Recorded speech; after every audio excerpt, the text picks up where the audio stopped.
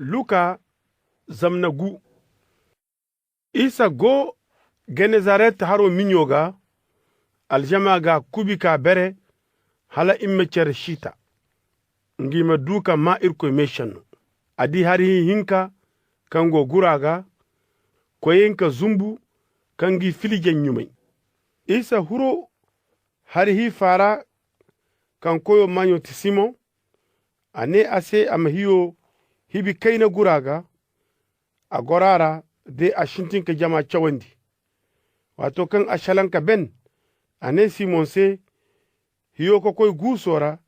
de warmor filije dori kaho. Simon na zabi kani alfaga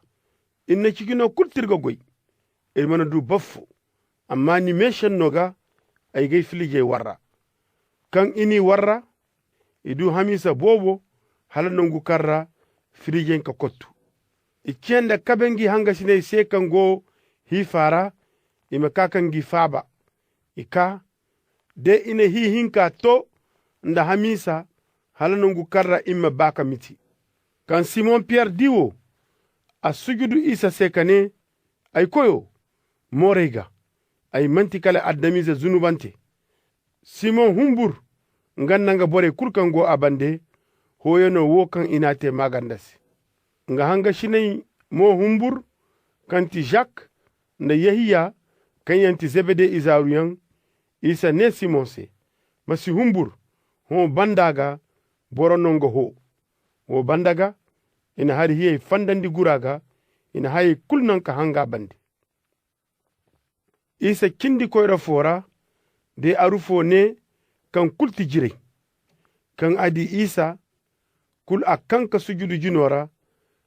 ka ngare kane asi ay koyo ndamba nga hinkayno bani haledu ka henan Isa nanga kabo sharre ka taru kane asi ay yadda henan dago dinde jira ben aga wo bandaga ana yamar kama sahar bor kulse